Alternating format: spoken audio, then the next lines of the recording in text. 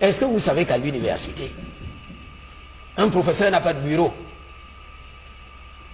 Est-ce que vous savez qu'à l'université, un professeur n'a pas de toilette? Est-ce que vous savez que de mon statut, je gagne 500 000 francs par mois, l'argent des beignets? Est-ce que vous le savez? Votre salaire? Oui, je vous donne mon salaire, je n'ai pas besoin de le cacher. Si je faisais pas autre chose, ce serait un cadavre. Moi, c'est 136 000. Est-ce que vous savez? Moi, c'est 136 000. Est-ce que vous savez? Est-ce que vous savez, cher petit frère, j'ai parlé de mes enfants que j'ai eus en première année. Jusqu'en... Ils sont allés en licence, en master et en doctorat, et que j'ai fait recruter. Pendant que les miens de soi ne sont pas payés. Et encore que, lorsque vous allez sur le site du Minfopra, c'est hier à 14h37 qu'on attribue encore 24 matricules soldes. 24 matricules. Est-ce que vous savez que pendant que mes enfants de l'université de Yaoundé 2 ne sont pas payés, et probablement des autres,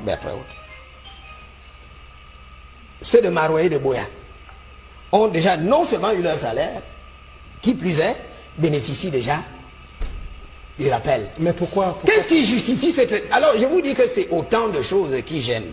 Je continue. Il y a une extrême bureaucratisation de l'université, où l'on cantonne les enseignants dans des postes bidons qui ne servent même à rien. Vous m'appelez dans leur poste, je ne prends pas, je suis passé à autre chose. À l'âge de 30 ans, j'étais déjà directeur d'administration centrale. Ça, je vous assure. Le problème des enseignants, c'est lequel?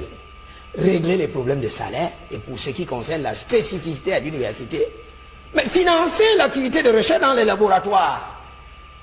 Financer l'activité de recherche. Je vais aller aux solutions, j'égrène. Hein? Vous avez chaque fois, hein, tel eu l'ancienne, le ministre de l'enseignement supérieur. Bon, je n'ai rien contre lui. Hein.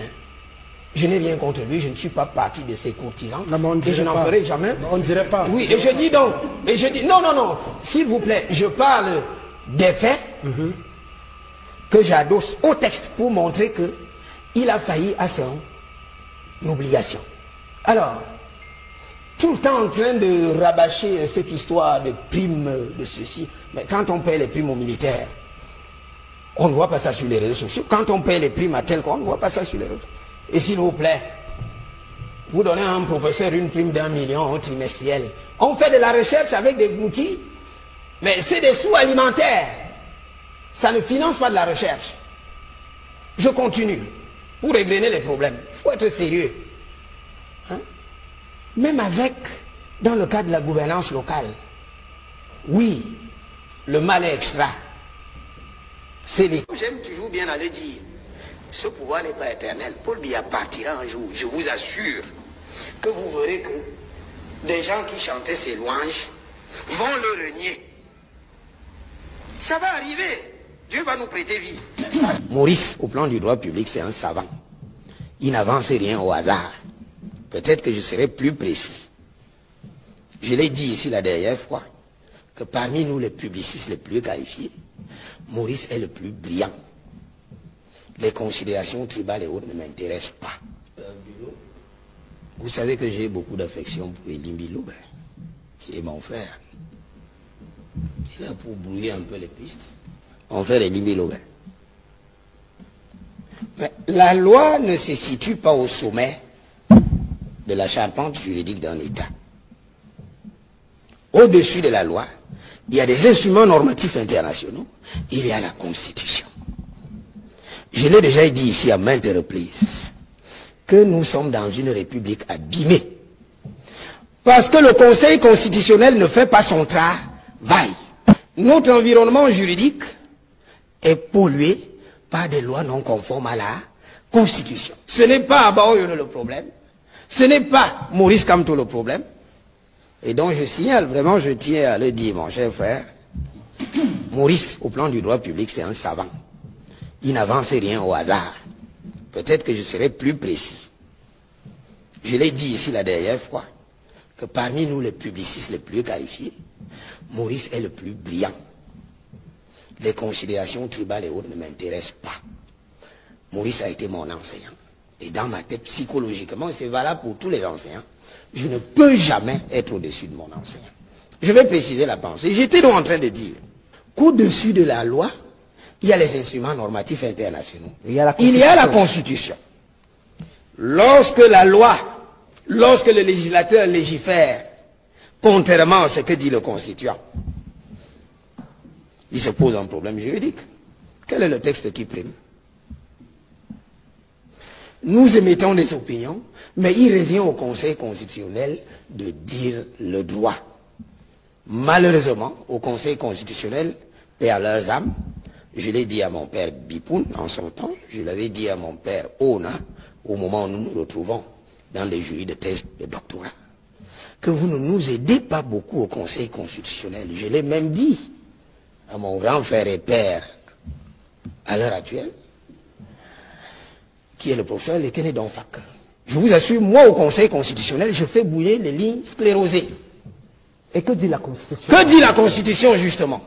Prenons déjà la compétence du Conseil constitutionnel. Prenons les articles 46 et 47. Le Conseil constitutionnel est juge de la constitutionnalité. C'est clairement dit.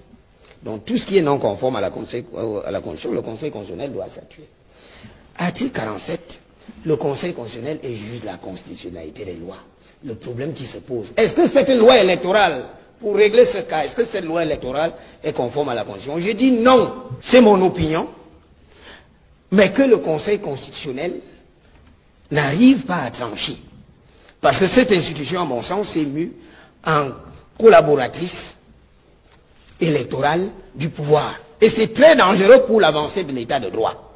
En la matière, mon frère Elimbi Loubet, allons à l'article 15 de la Constitution, alinéa 2. Lorsqu'on est élu député... Oui, je vais en venir, je sais. Non, je l'ai en tête. Parce que nous avons l'obligation de dire la vérité aux Camerounais. Moi, j'ai tiré à boulet rouge sur le Conseil constitutionnel, qui ne statue pas de manière optimale, alors que le Constituant lui a donné toutes les armes. Mais, je ne comprends pas. Article 15, alinéa 2. Lorsqu'on est... Je vais en venir, je vais lire. Très bien, chaque député représente l'ensemble de la nation. Vous voulez parler du... Vous êtes, je vais en venir, non, je vais en venir, c'est la conséquence. L'alinéa 3 que je vais évoquer est la conséquence de l'alinéa 2. Je vais en venir.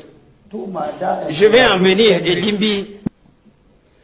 Vous appartenez à un parti politique lorsque vous êtes candidat. Mais une fois député, vous appartenez à l'ensemble de la nation. Vous représentez l'ensemble de la nation. Et à l'alinéa 3, on dispose clairement, le Constitution dit, tout mandat impératif est nul. Ça veut dire que vous n'êtes plus embrigadé par une formation politique. Et c'est pour ça que je dis que Maurice Kamto a élevé le débat à l'échelle constitutionnelle pour se protéger. Parce que vous voyez, vous, en matière de contentieux, la lutte juridictionnelle, c'est un problème de combinaison des normes. Chacun veut tirer la couverture de son côté. C'est normal que les uns et les autres ne voient que la loi. Mais nous, les publicistes les plus qualifiés, nous voyons la Constitution.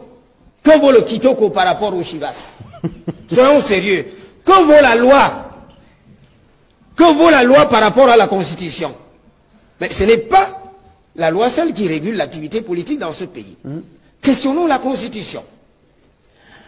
En se référant à la Constitution, aux dispositions de l'article 15, dans ses alinéas 2 et 3, Maurice Kamto est bel et bien qualifié. Tout comme l'alinéa 122.2, 121.2, lui donne la possibilité d'aller aux élections, mais alors à condition de réunir les éléments d'un candidat indépendant. Et c'est là où nous rentrons dans la pratique politique, plus le droit, parce que ça sera extrêmement difficile. Dites-moi... Très rapidement, et on finira par là. Permettez-moi de dire à mon frère Elimbi Loubet qu'on lit les dispositions de la Constitution de manière combinée. N'allez pas simplement prendre un morceau choisi et vous oubliez ce qui a été dit précédemment. De un. De deux, je concède aux acteurs politiques ici, présents, que le droit est une chose, et la pratique politique, une autre. C'est surtout ça. Très bien. J'en viens, Elimbi. C'est ça que je dis. Elimbi, nous ne sommes pas dans le débat du droit. Elimbi, c'est la primauté du droit qui devrait être mise en avant. Mais qu'est-ce que l'on constate? C'est que le fait politique l'emporte sur ce qui est formel. Maurice Kamto, des militants. Est-ce que je vous fais comprendre? Il faut distinguer Maurice Kamto de certains militants, pas l'essentiel, pas tous les militants, hein, qui font dans le dérapage ethnique. Est-ce que je me fais comprendre? Que ce soit très clair. Et vous allez voir que c'est des acteurs politiques qui ont diabolisé Maurice Kamto en amenant les jeunes dans les réseaux sociaux à l'appeler Kamtoto. Or, je vais vous assurer, de tous les dans la caste des publicistes les plus qualifiés que nous sommes, je l'ai toujours dit, Kamto est le plus brillant, c'est le meilleur. Ça ne se discute pas. J'en viens. Le temps à attribuer des pseudonymes au président de la République. J'en viens, oui, je vais en venir. Voilà. Je vais en venir. C'est pour ça que je dis que vous en avez également. Je vais en venir au cas du président de la République. Donc c'est pour vous dire, en résumé, que l'information est l'âme d'un personnage lucide et indépendant. Pendant que la désinformation et la mésinformation sont respectivement l'âme du politicard et de l'ignorant, de l'indigent intellectuel. Il faut faire quelque chose. Et c'est le même phénomène auquel nous assistons à l'heure actuelle. Vous vous souvenez de mon passage la semaine dernière à France 24. Hein?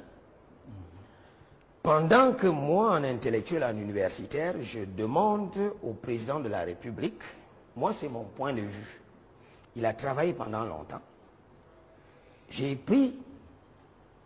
j'avais établi la fois dernière un parallèle avec mon feu papa qui avait le même âge que lui et qui est décédé à 5 ans. Moi, à mon âge, son âge, je conseillerais à papa d'aller se reposer. Les Camerounais ont besoin d'autre chose. Tout le monde n'a pas la possibilité d'exprimer de manière indépendante ce que nous disons. Pendant que nous disons les choses haut et fort, pendant que nous disons tout haut ce que les gens pensent tout bas, à bord on devient l'homme à battre. Je vous assure que je suis au-delà de ça.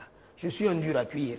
Je vous ai dit que j'étais un maquisard intellectuel. Et vous voyez donc, c'est les mêmes demain, quand ça va cuire, il suffit que le président de la République ne soit pas réélu. C'est eux qui vont se retourner contre lui, vont le régner. Est-ce que je me fais comprendre? Et puis diront qu'ils étaient liés. Vous vous souvenez de l'image du ministre de la Communication du défunt président Mobutu, qui nous racontait vraiment on ne pouvait rien. Ma femme était même assise à côté, il a pris ma femme, je ne pouvais pas parler. Donc c'est pour vous dire, Bruno Bijan. Et vous sortirez par là. C'est pour vous dire, je sortirai par là, que l'information sera très capitale. Il faudrait que les leaders politiques s'en approprient, parce que même s'agissant du président de la République, on ne dit pas toujours la vérité sur lui.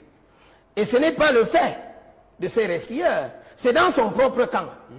Regardez un peu lorsqu'il était en Suisse, la communication maladroite de ses collaborateurs. Pour en venir à votre problématique des réseaux sociaux, regardez Maurice Kamto, qui a été le premier à dire aux Camerounais, inscrivez-vous sur massivement 11 millions. Ce n'est pas le pouvoir. C'est le pouvoir. Je préfère. C'est le pouvoir, l'opposition. Qui a demandé, oui, Cabral Libi, Maurice Kamto a embrayé, qui a dit aux Camerounais, apprenez, prenez votre destin en main. Les inscriptions massives sur les listes électorales. C'est l'opposition. Bien. C'est Maurice Kamto qui, sur les réseaux sociaux, a brandi la disposition pertinente du code électoral qui permet à chaque citoyen de défendre son vote. Est-ce qu'on est d'accord là-dessus? Oui, pendant ce temps, le pouvoir se plaît à ne rien faire, pensant que ça va toujours être la même chose le moment venu. Est-ce que je me fais comprendre, Bruno? C'est également l'opposition, s'il vous plaît. C'est également l'opposition qui, au moins, s'efforce à mettre à la disposition du public l'offre politique. On sait qu'au plan institutionnel, il faut ceci. Au plan économique, il faut ceci. Dites-moi un peu, le pouvoir en place, le RDPC, quelle est l'offre politique?